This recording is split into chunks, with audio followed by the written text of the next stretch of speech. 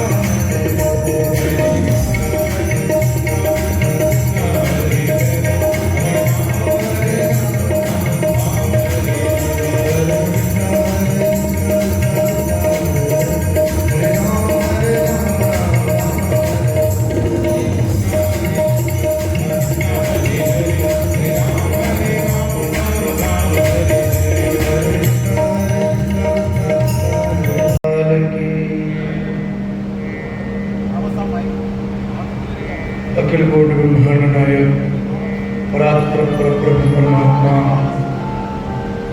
असंख्य कल्याण। भगवान श्री कृष्ण का स्वरूप कैसा है? कहते हैं सच्चिदानंद में है भगवान। सच्चिदानंद जानते हैं? सत्य, जिनमें सत्य विराजमान हो। अच्छा, सत्य क्या है? सत्य केवल और केवल आपके मंदिर में विराजमान जो ठाकुर जी है ना, वही सत्य है। बाकी दुनिया में जो भी दिख रहा है ना, वो सब कुछ असत्य है। सब कुछ असत्य है। सब कुछ एक ना एक दिन नष्ट होगा। आपको भी नष्ट होना है, हमको भी नष्ट होना है। केवल भगवान जैसे आज हैं, ऐसे ही अनंत काल से हैं और ऐसे ही अनंत काल तक विराजमान रहेंगे। इसलिए भगवान को सत्य कहा जाता है। हम लोग प्रतिपल, प्रतिदिन नहीं, प्रतिपल नष्ट हो रहे हैं महाराज। धीरे धीरे धीरे धीरे नष्ट हो रहे हैं। आप कहोगे हम तो नहीं हो रहे हैं महाराज। अरे आप अपने आप से पूछो, आज से 20 साल पहले आप कैसे थे महाराज? अपने फोटो देखना पुराने। कई बार लोग घर में पुराने एल्बम खोल के देखते हैं तो छोटे छोटे बच्चे जो बड़े बड़े हो गए हैं ना, वो भी कहते हैं अरे मेरी फोटो में मैं ऐसी थी, मैं ऐसा था।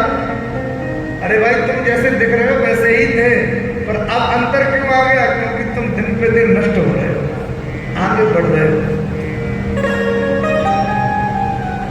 पर आज हम जैसे हैं, आज से 20 साल बाद हम वैसे नहीं रहेंगे। हमारे अंदर अंतर बढ़ जाएगा। लेकिन भगवान जैसे आज विराजमान है ना, ऐसे ही भगवान अनंत काल से, उनमें कोई अंतर नहीं पड़ रहा है। वो एकदम सत्य है। उनकी सत्यता को कोई नष्ट नहीं कर सकता।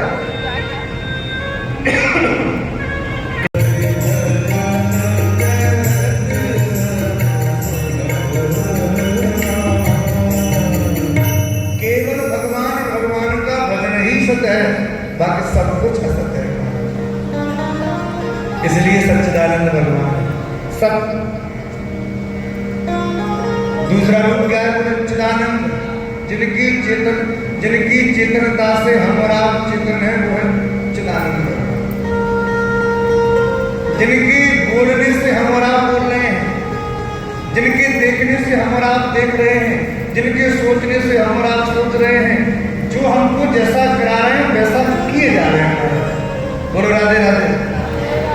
भगवान यदि चाहे तो आप देख भी लो, भगवान सोच रहे तो आपकी बुद्धि भी काम न करे, कोई देर नहीं लगेगी। थोड़ी देर के लिए दिमाग का कनेक्शन कट कर दें तो पागल होने में देर लगती है क्या? भाई पागल व्यक्ति भी देखने में हमारा आप जैसे ही लगता है, पर बस उसकी बुद्धि का कनेक्शन कट हो गया। तो भगवान ही हमको दिखा रहे हैं। कई बार जिन श्लोकों का हम नित्य पाठ करते हैं, जिन चौपाइयों को हम नित्य बोलते हैं, कई बार मौके पे वो चौपाई दिमाग से निकल जाती है, याद करने की भी नहीं आती। क्यों? बोले थोड़ी देर के लिए भगवान ने अपना झटका दे दिया कि तुम अपने आप को सोच रहे हो ना कि तुम याद करने वाले हो, तुम सुनाने वाले हो। भगवान चाहे तो वो श्लोक, चौपाई, वो मंत्र याद ही ना आवे और थोड़ी देर में बनाया से आ जाए। तो ये करने वाला कौन है भाई? चैतन्य स्वरूप भगवान है। इनकी कृपा से ही हम लोग कर रहे हैं। इसलिए कभी भी जीवन में अपने आप को करता मत समझो कि हम करने वाले हैं। करने कराने वाले तो हमारे हालात हैं। अब इस बात को सुन के बहुत से लोग कहेंगे कि भगवान, जब आप कह रहे हैं कि सब कुछ करने वाले भगवान हैं, तो जीवन में बहुत से बुरे कर्म भी हमसे बन जाते हैं, कई बार अपराध हो जाते हैं। तो क्या वो बुरे कर्म भी भगवान करा रहे हैं? बहुत से लोग कुछ नहीं करते हैं हमसे। हम आपसे प्रार्थना करें, जीवन में जितने भी अच्छे बुरे कर्म है ना, हमारे प्रारब्ध के अनुसार करते रहते हैं। और एक बात याद रखना, संसार का कोई भी व्यक्ति क्यों ना हो, अच्छी बात तो सबको अच्छी लगती है, पर बुरा कर्म जब हम करने के लिए उद्यत होते हैं ना, तो उस समय हमारे भीतर से स्वयं हवा जाती है, भाई ये गलत है, ये नहीं, ये बहुत गलत है। अब भाई भगवान प्रत्यक्ष प्रकट होकर तेरा हाथ तो पकड़ेंगे नहीं कि भाई अब तेरा हाथ पकड़, वो भीतर से अपने आप खींचते हैं तुम्हें कि भाई ये गलत काम नहीं, और फिर भी हम आंदोलन करके किए जाते हैं। उस कर्म के कर्ता भगवान नहीं हमारा, वो तो आपने किया है। पर जीवन में यदि कोई सुख दुख प्रकट होता है तो उस चीज को प्रकट होने में हम कभी ये ना सोचते कि भगवान ने हमें दुख दिया, भगवान ने हमें सुख दिया। अरे भगवान तुम्हें कुछ नहीं दे रहे, तुम्हारे ही कर्मों का प्रारब्ध तुम्हारे सामने प्रकट हो रहा है। निज कृत कर्म भोग सब भ्राता, अपने ही द्वारा किए गए कर्मों का फल हम अपने जीवन में भोग रहे हैं महाराज। इसलिए करने कराने वाले भगवान, हम लोग बस कठपुतली की तरह नाचे जाएं, बस वो कुछ नहीं करें। कठपुतली का खेल देखा है?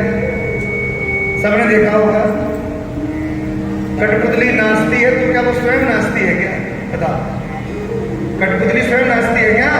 अरे उसको नचाने वाला कोई और ही होता है, उसके हाथों में धागे बंधे होते हैं और उन धागों को महाराज मूलियों के सारे पे नचाता है, और वो कठपुतली ऐसे नाचती है, ऐसे लगता है जैसे बात कर रही हो। ऐसे ही हम भी भगवान के हाथ की कठपुतली हैं।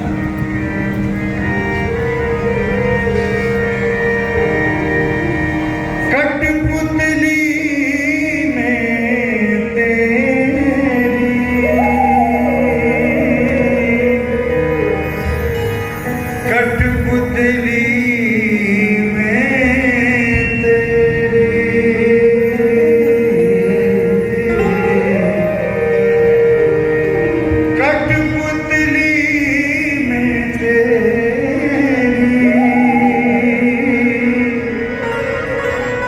कठपुतली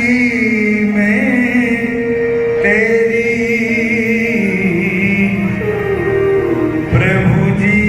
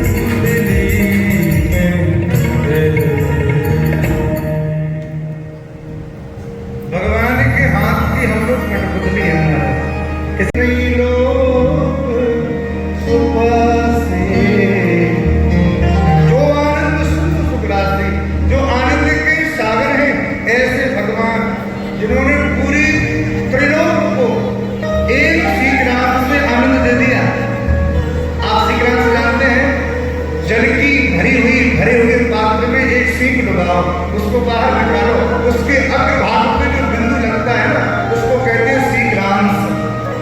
तो भगवान ने अपने आनंद के सागर में से एक बिंदु आनंद लिया और पूरी त्रिलोकी को छिड़क दिया। अब उस एक बिंदु में से हमको भी मिल रहा है, कुत्ते को भी मिल रहा है, गधे को मिल रहा है, घोड़े को भी मिल रहा है, सूअर कुकर सबको मिल रहा है। और हम लोग उतने से आनंद को प्राप्त करके कहते हैं भाई आनंद आ गया। अच्छा खाने पीने में आनंद नहीं है, आनंद तो वह है जिसके जीवन में एक बार आनंद आ जाए और उसको दुनिया की किसी वस्तु की आवश्यकता ही नहीं रहती। आवश्यकता रहती है क्या? हमारे वृंदावन में जाके देखो, बड़े बड़े महात्मा आनंद की हिलोरों में निरंतर महाराज, जिनको देख के लगेगा नहीं कि ये क्या करते होंगे, पर उनके भीतर जो सुख है ना, वो हम लोग कितना भी कुछ कर रहे हैं पर वो सुख नहीं मिल सकता, वो आनंद नहीं मिल सकता।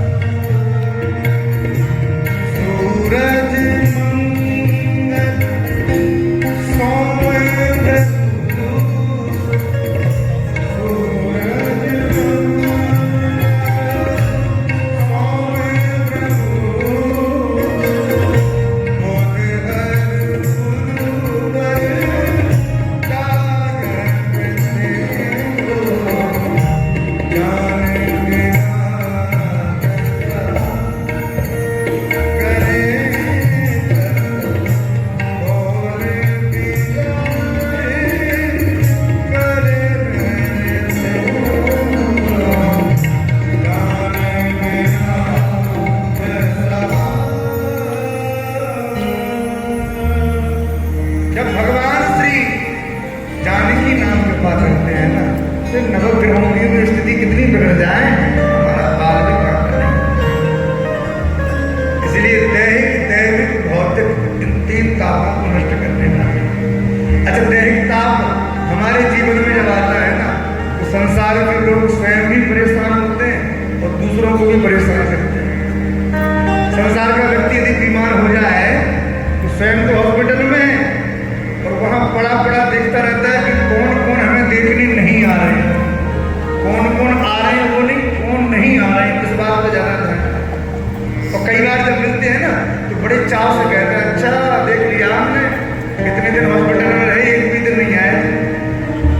माने हम तो परेशान थे ही थे, तुम क्यों नहीं हुए परेशान, तुम्हें भी होना चाहिए।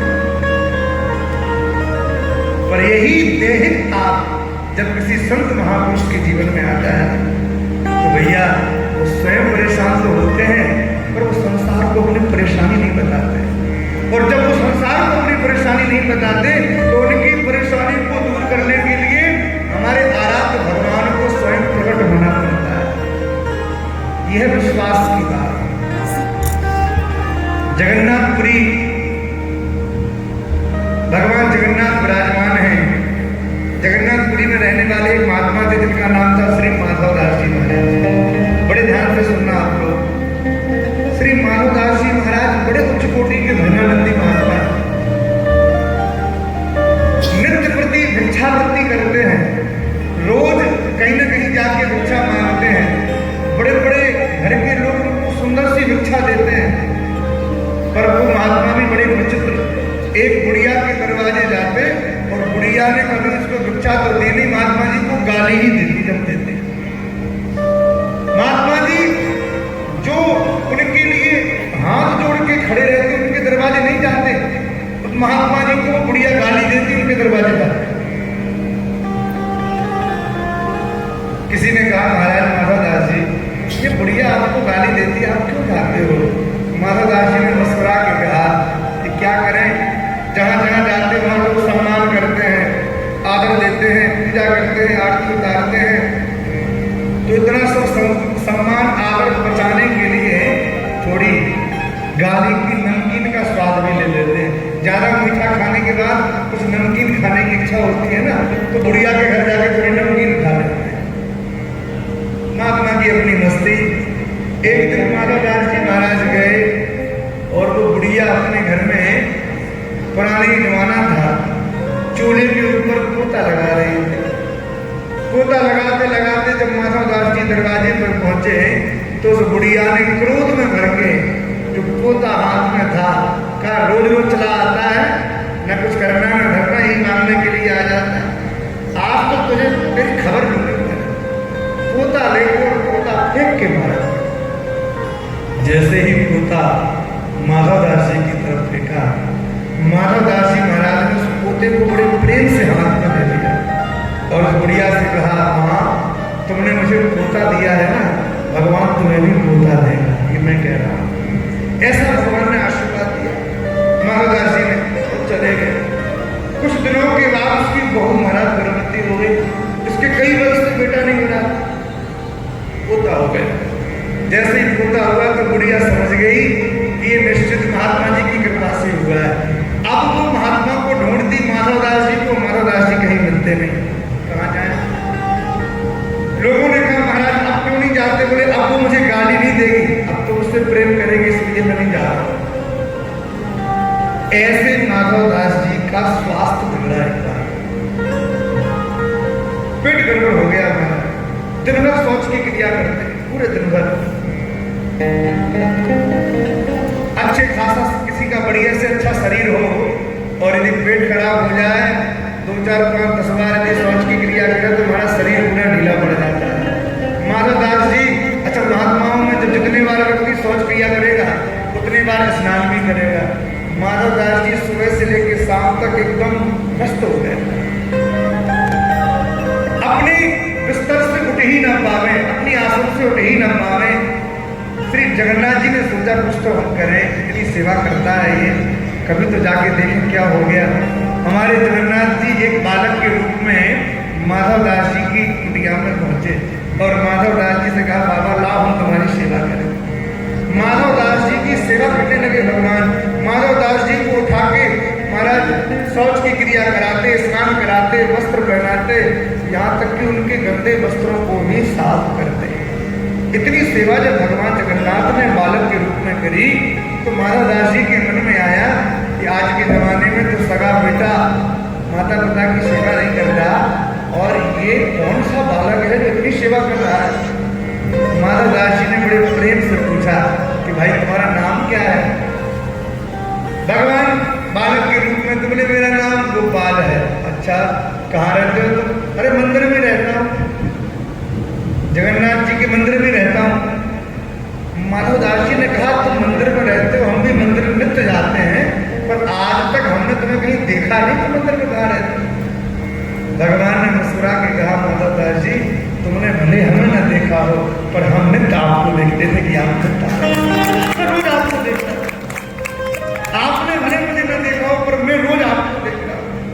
पर अभी 2-4 दिन से आपका आना बंद हुआ तो मुझे लगा कि ऐसी क्या बात है, क्या हो गया, मेरा इतने बड़े भक्त नहीं आ रहे, तो मैं आपको देखने चला गया। जैसे ये कहा माधव दास जी के नेत्रों में आंसू आ गए, समझ गए ये कोई और नहीं है, साक्षात जगन्नाथ है। हाथ पकड़ लिया भगवान का जैसे ही हाथ पकड़ा, कहा प्रभु आपने मेरी ऐसी सेवा करी, इसी सेवा तो कौन करेगा, आपको सेवा करने की आवश्यकता नहीं थी। अरे आप तो परम कृपालु हैं, आप चाहते तो हमें स्वस्थ कर देते, आप सामर्थ्यवान हैं, आप यदि कृपा करते तो ये मेरी बीमारी ही दूर हो जाती। भगवान ने कहा माधव दास जी ये जो तुम्हें दुख मिल रहा है ना, ये दुख मैं देने वाला नहीं, ये तुम्हारा प्रारब्ध है, और इस प्रारब्ध को तुम भोगोगे तभी ये कटेगा, ऐसे कटने वाला नहीं है। माधव दास जी ने कहा भगवान आप तो परम स्वतंत्र हैं, आप तो प्रारब्ध को भी काट सकते हैं। भगवान ने कहा माधव दास जी मैं आपके प्रारब्ध को काटूंगा तो नहीं, यदि मैंने काट दिया तो शायद अगले जन्म में फिर तुम्हें भोगना पड़े, पर तुम्हारे प्रारब्ध को अब 15 दिन का प्रारब्ध तुम्हारा बचा है, 15 दिन की बीमारी और बची है। पर हमें ऐसा लग रहा है कि ये 15 दिन यदि आपने इस शरीर से बीमारी को स्वीकार किया तो आप जीवित नहीं बचोगे। इसलिए माधव दास जी आज से मैं बीमार हो रहा हूँ, आपका प्रारब्ध मैं अपने ऊपर लेता हूँ और मैं अपने मंदिर का पर्दा डाल दूंगा और आज से आप स्वस्थ हो जाओगे। उसी दिन से महाराज 15 दिन के लिए जगन्नाथ जी का मंदिर भी बंद होने लग गया, भगवान बीमार होने लग गए, और आज भी वो परंपरा चली आ रही है कि भगवान बीमार हो गए, उन्हें पर्दा डाला हो गया, किसी को दर्शन नहीं होंगे। भगवान अपने भक्तों का प्रारब्ध भी तोड़ लेते हैं महाराज, तोड़ना पड़ता है। इसलिए दैहिक ताप यदि किसी संत के जीवन में आ जाए और वो भगवान का आश्रित है तो उसको संसार को दिखाने की आवश्यकता नहीं है, उसके दैहिक ताप को दूर करने के लिए हमारे भगवान स्वयं प्रकट हो जाते हैं। इस तरह से भगवान ने प्रकट किया। इसलिए ठाकुर जी कहते हैं तापत्रय विनाशाय, तीनों तापों को नष्ट करने वाले हैं। ऐसे किसको प्रणाम करते हैं? तापत्रय विनाशाय श्री कृष्ण। ऐसे भगवान श्री कृष्ण के चरणों में हम सब बारंबार प्रणाम करते हैं। बोलो सच्चिदानंद भगवान की। केवल कृष्ण को प्रणाम नहीं कर रहे, केवल भगवान श्री कृष्ण को प्रणाम नहीं कर रहे, श्री कृष्णाय वयो नमः। जिन भगवान की शक्ति के बिना ठाकुर जी अधूरे हैं, ऐसे श्री राधा जी को प्रणाम कर रहे हैं। श्री माने क्या? राधा। तम सर्वभूत हृदयं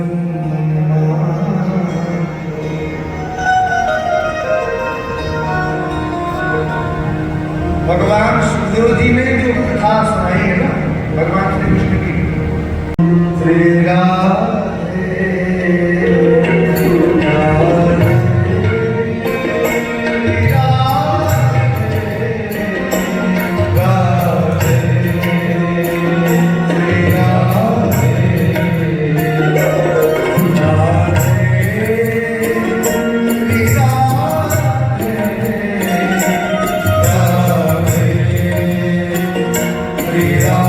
Radhe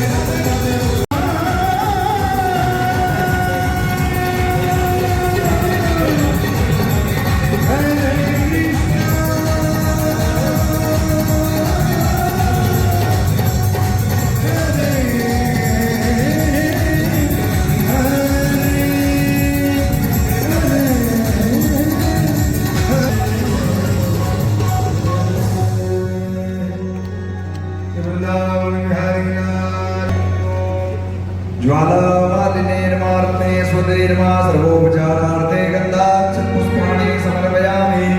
हरे ओम वेदं कवे प्रजननं मे स्तुतसवेरघुं सर्वगण